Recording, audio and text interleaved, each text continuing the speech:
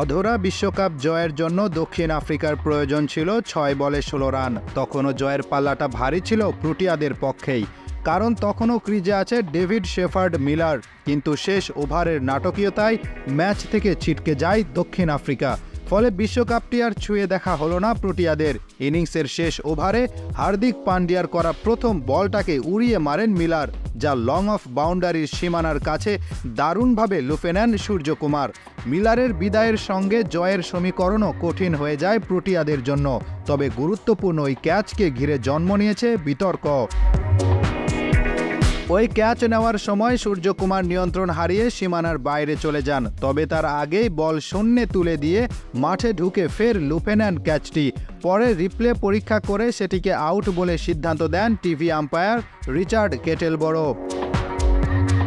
কিন্তু সেই আউট দেওয়ার সময় সীমানা লাইনের দিক থেকে ক্যামেরার অ্যাঙ্গেল দেখানো হয়নি। সেটি দেখানো হলে আর কোনো সংশয় থাকতো না বলে মনে করছেন ক্রিকেট ভক্তদের অনেকেই।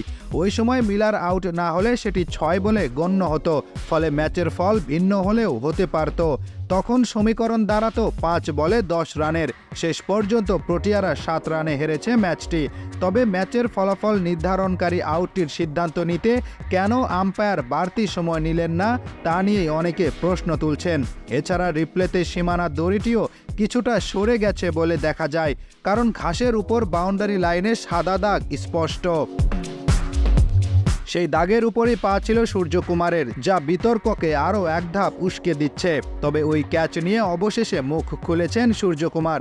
ইন্ডিয়া টুডের সঙ্গে আলাপে ওই সময়ের কথা বর্ণনা দিতে গিয়ে সূর্যকুমার বলেন, এখন বলাটা সহজ, কিন্তু ম্যাচের ওই মুহূর্তে মনে হচ্ছিল ট্রফিটাই বাউন্ডারি পার হয়ে যাচ্ছে। এ ধরনের সময়ে যেটা হয় যে বল যাতে ৬ না হয় সেই চেষ্টা করা। আমার যতটুকু সাধ্য ছিল আমি চেষ্টা করেছি। তিনি আরও বলেন, বাতাস আমার কাজ কিছুটা সহজ করে দিয়েছে, আর অনুশীলনে এ ধরনের ক্যাচ নিয়ে ফিল্ডিং কোচের সঙ্গে আমরা প্রচুর কাজও করেছি। ম্যাচের দরকারি সময়টায় মাথা ঠিক রাখাটাই গুরুত্বপূর্ণ।